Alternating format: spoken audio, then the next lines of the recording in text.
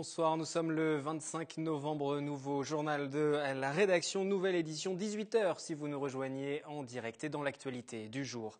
Le manque de spécialistes de la santé, ce n'est pas que dans les zones rurales, à Trappes aussi, où une mobilisation de la population est en train de s'organiser. L'avenir des entreprises du département passe-t-il par un développement du commerce avec l'Asie? La Chambre de commerce de Versailles vient de convier des experts dans le cadre de la 7e édition de Fête de l'International. La situation au Mali qui reste préoccupante. L'association Action Mopti basée à Morpa agit dans le pays et organise ce soir une conférence pour alerter. Avant d'intervenir au Scarabée à la Verrière, Joseph Brunet-Jailly, professeur des affaires internationales à Sciences Po, est l'invité de cette édition. Il ne survole pas que les centrales nucléaires. Un drone a été saisi après un passage au-dessus de la maison d'arrêt de Bois d'Arcy. L'engin a été découvert hier dans un arbre près d'un mur d'enceinte. Ce sont des surveillants qui ont donné l'alerte. Le commissariat de Plaisir est chargé des investigations. L'enquête doit déterminer si le drone a servi à assurer une livraison illicite à un prisonnier dans cette maison d'arrêt située donc à Bois d'Arcy.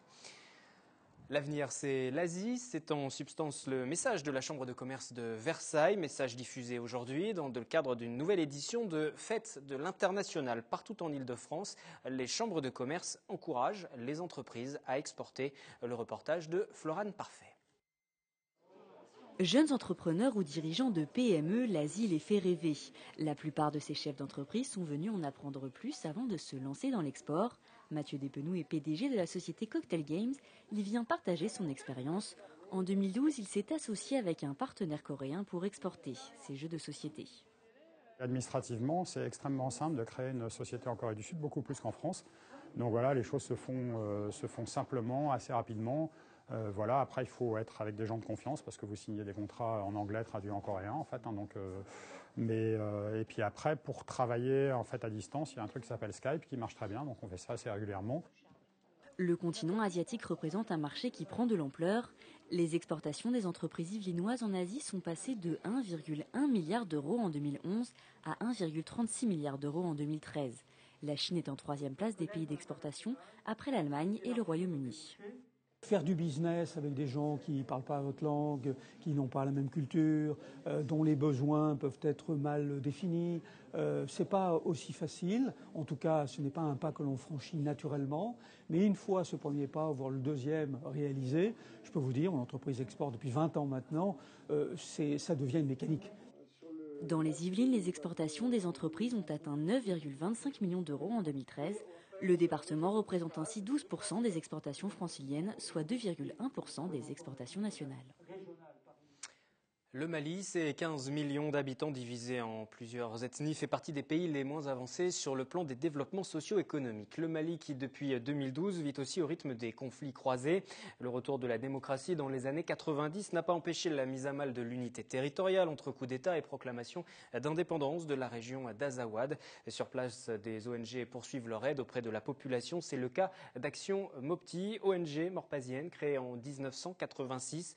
Bonsoir Didier Ouedraogo. Bonsoir. Vous êtes chargé de mission pour Action Mopti. Ce soir à la Verrière au Scarabée à 20h, vous proposerez une conférence débat. Le Mali, diagnostic d'une crise. Ce sera avec Joseph Brunet-Jailly. Bonsoir. Vous êtes professeur à l'École des affaires internationales pour Sciences Po. Vous avez travaillé au Mali également pendant plus d'une dizaine d'années. Et pour débuter, j'aimerais que vous nous expliquiez la situation actuelle. Il y a eu cette intervention militaire française qui a été médiatisée. On pensait la situation peut-être plus calme. Aujourd'hui, ce n'est pas le cas. Il y a toujours des préoccupations autour de cette question d'indépendance, par exemple, de ces questions de différentes ethnies qui ont du mal à s'entendre. Tout à fait. Il y a beaucoup d'insécurité dans tout le Nord parce que certains groupes ont accepté de négocier avec le gouvernement à Alger et d'autres ont refusé. Et on ne sait plus très bien maintenant qui négocie et qui continue le combat. Donc les populations qui vivent dans le Nord se plaignent considérablement de l'insécurité. Les activités économiques, évidemment, sont toutes stoppées. Donc la situation est très, très évolutive encore. Et préoccupante. Est-ce que le gouvernement français intervient encore sur place, même si on en parle moins ? Le gouvernement et les troupes françaises sont toujours présents. Le gouvernement intervient en ce sens qu'il est présent à Alger, il n'est pas officiellement l'un des médiateurs de la négociation d'Alger, mais il y a un représentant qui suit l'évolution des discussions et qui ne reste certainement pas inactif. Et naturellement, comme cet engagement a été très important pour la France et coûteux, le gouvernement suit l'évolution de la situation avec certainement la plus grande attention. Qu'est-ce qui explique cette situation actuellement au Mali? C'est la fragilité du pays, les difficultés rencontrées aussi dans les pays voisins? Il y a deux choses. Le premier facteur, c'est malgré tout une intervention étrangère qui a trouvé des relais sur place.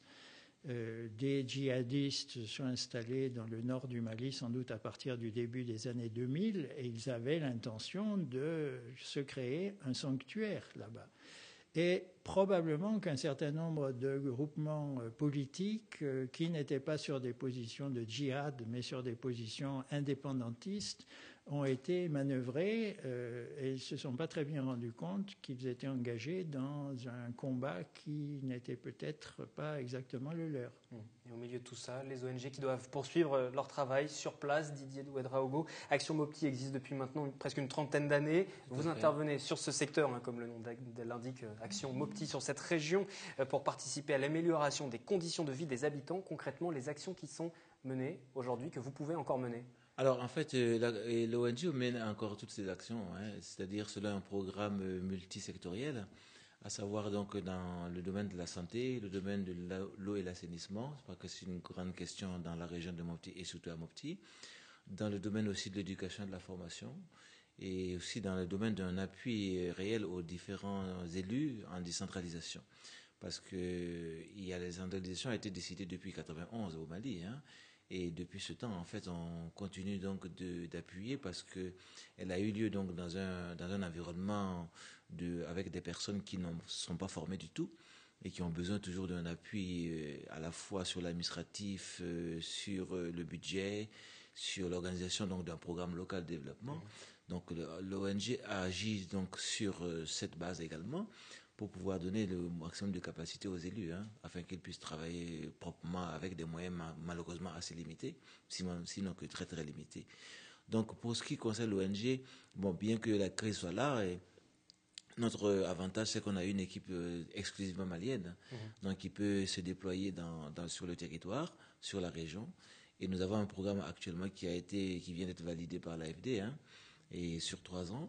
Ce programme va impliquer 34 communes, donc sur 36 collectivités territoriales. C'est-à-dire que nous travaillons à la fois avec l'administration, le conseil de cercle de Mopti, plus 34 communes rurales et urbaines, et bien sûr aussi donc l'Assemblée régionale de Mopti.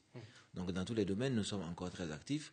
Il n'y a pas de frein. Je rappelle que l'ONG est basée à Maurepas. Vous regardez un petit peu ce qui se passe depuis le département des Yvelines, mais vous ne pouvez pas intervenir. Vous ne pouvez pas aller sur place pour l'instant d'ailleurs. C'est tout à fait vrai. S'il y a un handicap réel pour notre équipe maurepasienne, c'est de ne plus pouvoir nous rendre directement sur le terrain. La possibilité qui nous est donnée aujourd'hui par l'administration française, c'est de nous arrêter à Bamako. Mais à Bamako, nous n'avons pas d'activité. Donc c'est que l'administration. Et donc nous devrions pouvoir aller dans les zones d'intervention qui donc partent de Mopti jusqu'à Koro, c'est-à-dire jusqu'à la frontière du Burkina Faso. Mais aujourd'hui nous ne pouvons pas parce que la sécurité n'est pas garantie et nous avons même été obligés donc dans le cadre du programme que je venais d'indiquer donc de procéder à une validation d'un plan de sécurité donc pour tous les agents qui travaillent sur ce terrain. Joseph Brunet-Jaillet, toutes les associations sont dans la même situation. C'est difficile pour les ONG de travailler sur place, ne serait-ce aussi parce que vous l'avez dit tout à l'heure, l'économie est bloquée là-bas, tout est paralysé.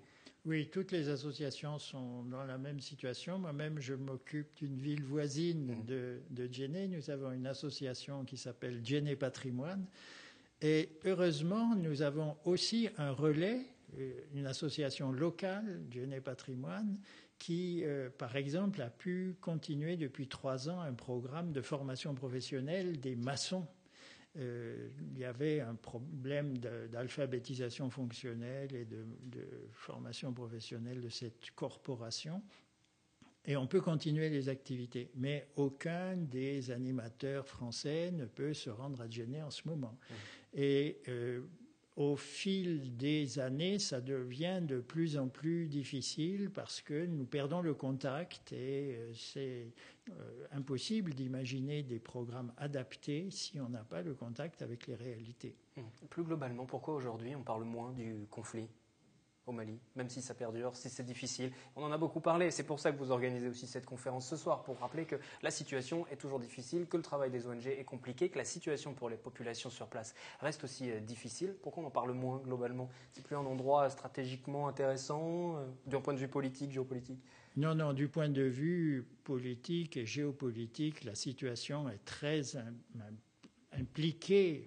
Les Européens ne peuvent pas ignorer que toute la bande sahélienne est extrêmement fragile, peut être bouleversée par de nouvelles interventions de groupes armés. Et donc, l'intérêt géostratégique est là. La seule chose, c'est que l'information saute d'un sujet à l'autre. Je ne veux pas être désobligeant. Allez-y. Après le Mali, il y a eu la Centrafrique. Après la Centrafrique, il y a maintenant Ebola, etc. On court d'un sujet à l'autre et d'une certaine façon, la population européenne qui vit loin de tout ça se satisfait de ce kaléidoscope d'informations. C'est de l'instantané, il n'y a pas de suivi après. Mais vous avez mentionné Ebola d'ailleurs, on peut peut-être juste prendre quelques minutes pour en parler. Ça concerne aussi le Mali, il y a une inquiétude à avoir, c'est l'un des derniers pays touchés. Il y a eu 3-4 décès là-bas, des centaines de personnes sous surveillance. Sur la région de Mopti par exemple déjà. Alors, et pour ce qui nous concerne la région de Mopti et pour Ebola, nous n'avons pas réellement dans la situation, il faut le dire.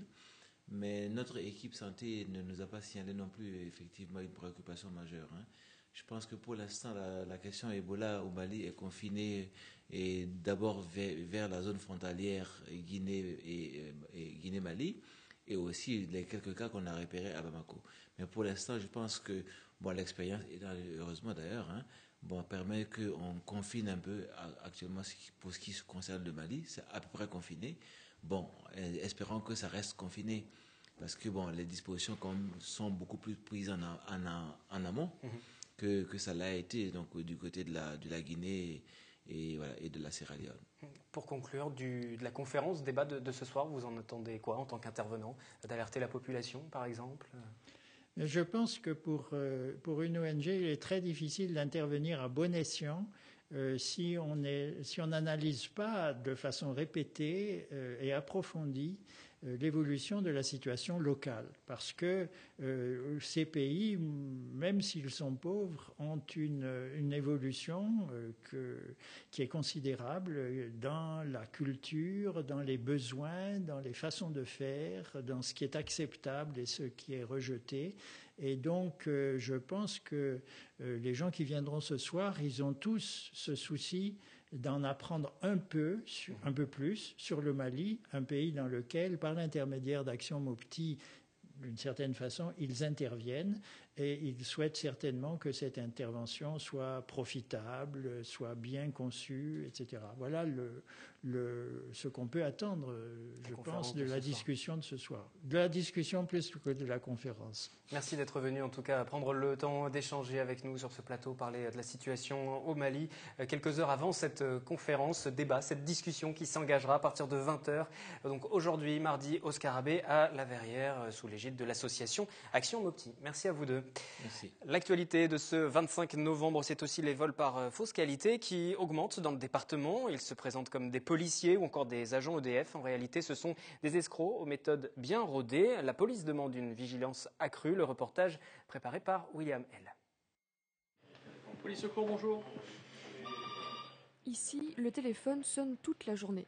Nous sommes au centre de commandement des Yvelines. C'est là que sont traités les appels passés au 17. Donc la victime appelle le 17, l'interlocuteur va lui demander un certain nombre de renseignements liés à préjudice qu'il pourrait avoir subi et puis le vol et la manière dont ça s'est déroulé. Ce matin, c'est un appel pour un VFQ, autrement dit un vol à la fausse qualité. D'après les policiers, c'est une combine de plus en plus fréquente. Vous ne touchez à rien, on va envoyer une patrouille pour faire les constatations sur la... Il est 10h du matin à Mantes-la-Jolie. 3 individus frappent à la porte de cette maison et prétextent une perquisition en exhibant de faux brassards de police. Ils ont regroupé toute la famille sans violence, ils ont regroupé la famille dans un lieu de l'habitation. Et pendant ce temps-là, donc, les autres faux policiers en ont profité pour faire main basse sur de nombreux bijoux et de l'argent pour un préjudice qui s'élève à plusieurs dizaines de milliers d'euros. La maison devient alors une scène de crime. Les experts de l'identité judiciaire effectuent les prélèvements pendant que les policiers prennent les dépositions. Il faut faire vite car chaque détail compte et pourrait être oublié par les victimes. Le procureur décidera ensuite de confier l'affaire à la sûreté départementale. Des vols à la fausse qualité, à la brigade criminelle, le commandant Pigois en traite chaque semaine. En général, un premier individu se présente, se fait passer pour un plombier, un policier, etc. Sous prétexte donc d'occuper cette personne âgée, un ou deux autres individus pénètrent dans l'appartement et là expliquent à la personne âgée que la personne qui vient de rentrer en premier, en réalité est un faux plombier, un faux électricien, un faux ce qu'on veut, et que eux sont de vrais policiers et qui viennent l'interpeller parce qu'ils ont constaté que cet individu venait de leur voler quelque chose. En général, ils arrêtent l'individu, qui est bien sûr un de leurs complices, font croire à la personne âgée qu'elle a été cambriolée et qu'elle ne le sait pas, et donc demandent, c'est ça l'important, demandent à la personne âgée d'aller vérifier immédiatement où sont ses valeurs. Grâce à ce scénario bien élaboré, les voleurs n'ont plus qu'à s'emparer du butin. Les personnes âgées sont des proies faciles pour ces voleurs en bande organisée très bien équipés. Faux uniformes, fausses cartes de police et même fausses voitures, tous les moyens sont bons pour semer le doute chez des victimes déjà fragiles. Il ne faut pas l'oublier, même s'il n'y a pas de violence physique, il y a une violence morale terrible, parce que c'est un petit peu renvoyer les gens vers leur faiblesse, vers le fait qu'ils sont âgés, vers le fait qu'ils n'ont plus tous leurs moyens physiques, et c'est très mal vécu par les victimes. Dans les Yvelines, on recense déjà plus d'une centaine de vols à la fausse qualité cette année, c'est 30% de plus que l'année dernière. Des vols très difficiles à prévenir pour les policiers car les équipes sont très mobiles. En cas de doute, le meilleur conseil reste de garder sa porte fermée et de ne pas hésiter à composer immédiatement le 17. Police, secours, bonjour. Santé et les habitants de Trappes qui s'inquiètent du manque de médecins. Plus précisément, les habitants du quartier Jaurès-Gare. Un cabinet médical serait amené à fermer. Une pétition circule actuellement. Ce secteur sera-t-il bientôt un désert médical? Yolène Thorez pour les éléments de réponse. Et avec d'autres habitants du quartier, on se mobilise contre la fermeture du cabinet Schweitzer. C'est les derniers médecins du quartier. Le cabinet Schweitzer pourrait fermer en juin 2015. Après la disparition d'un autre cabinet médical du quartier Jaurès-Gare il y a quelques mois, l'inquiétude commence à se faire sentir. Et on va aller où alors? À l'hôpital. À l'hôpital de Trappes. Et moi qui habite juste en face, là, qui viens voir les médecins d'ici, où est-ce que je vais aller? C'est la question. D'autant plus que si j'ai bien compris, les autres médecins sont déjà très occupés, donc ça ne va pas faciliter les choses. Maintenant, il faut courir de l'autre côté vers les Merisiers. Quand on a 70 ans comme moi, eh bien, je vous assure que ça commence à être fatigant. D'après les habitants et le comité de quartier réuni ce matin, ce cabinet laisserait place à un grand nom de l'immobilier pour construire un gros complexe. Une pétition a été lancée, plus de 1000 signatures ont déjà été recueillies. Ce qu'on demande au maire, c'est de prévoir l'ouverture dans le quartier d'une maison de santé pour pouvoir attirer de jeunes médecins sur la commune et notamment dans ce quartier. Un quartier, une moitié de ville qu'ils estiment clairement oubliée par la municipalité. Alors que de l'autre côté de la Nationale 10, vers les Merisiers, un nouveau centre de santé vient en effet d'ouvrir ses portes en juillet dernier. Nous, alors qu'on s'est installé il n'y a pas longtemps, on a déjà effectivement un certain nombre de patients qui viennent nous voir, et notamment pas mal de patients en fait, qui trouvent que les rendez-vous chez les collègues sont assez longs. A priori, il y a à peu près entre 1 et 2 semaines en moyenne pour avoir un rendez-vous. Un temps d'attente trop long qui s'expliquerait d'après ce médecin par un problème plus global, celui du déficit de médecins généralistes sur la ville et plus largement au niveau national. Le manque d'attractivité du métier et un grand nombre de départs à la retraite sont les raisons principales évoquées. En attendant, les habitants du comité de quartier Jaurès-Gare de Trappes continuent de faire signer leur pétition. Ils ont également écrit un courrier au maire et attendent toujours un retour. Sollicitée à plusieurs reprises, la municipalité n'a pas non plus donné suite à nos demandes. Et au-delà de Trappes, avez-vous du mal à prendre rendez-vous avec des spécialistes, des professionnels de la santé? Ressentez-vous cette pénurie de médecins souvent évoquée? C'est notre question du jour. Non, pas du tout. Il y a plusieurs cabinets médicaux qui sont présents sur l'agglomération, ce qui fait que quand il y en a un qui est absent, ça permet de tourner. Donc. Non, on est plutôt bien lotis niveau médecin. Non. Non, les rendez-vous c'est toujours très long, mais avoir un médecin, non. Si c'est un généraliste, ça va. Si c'est un spécialiste, c'est pas assez difficile. C'est qu'il y a des médecins, mais les médecins sont souvent très encombrés, quoi. C'est pas trop difficile. Ça dépend de ce que tu as comme maladie. Par exemple, peut-être avoir un ophtalmo, c'est un peu plus difficile.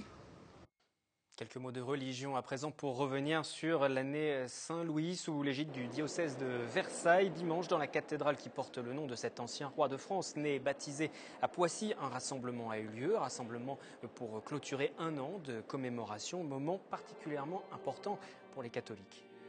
C'est un chef d'État, un père de famille. Il a réussi, comme chrétien, à être à la fois un bon père de famille, un bon époux et fidèle, et puis un chef d'État responsable, courageux, homme de paix. Et il n'a pas tout réussi dans sa vie, mais il l'a fait avec une joie et un don de lui-même tout à fait exemplaire. Et en raison de l'importance des chrétiens d'Orient pour Saint-Louis, une place importante leur a été accordée tout au long de l'année et notamment dimanche avec des prières adressées à un peuple menacé dans plusieurs régions du monde. Clôture de l'année Saint-Louis un peu particulière. Le diocèse a tenu à associer les chrétiens d'Orient pour qu'ils puissent témoigner de leur situation. On a profité de la clôture de notre année jubilaire, une année de jubilé, si vous voulez, pendant toute l'année. On s'est rappelé Saint-Louis, notre patron, et on a invité les chrétiens qui vivent en Orient, et on a voulu leur envoyer un message à ceux qui ne sont pas là, mais qui sont précisément en Orient et qui vivent dans des circonstances très difficiles. Certains sont persécutés, d'autres exilés, d'autres tués, et on a voulu leur dire qu'on se voulait proche d'eux autant qu'on le pouvait. Monseigneur Aumônier a ainsi évoqué les chrétiens de Syrie et d'Irak, récemment pris pour cible par l'État islamique, mais aussi ceux du Liban, d'Israël ou encore de Jérusalem.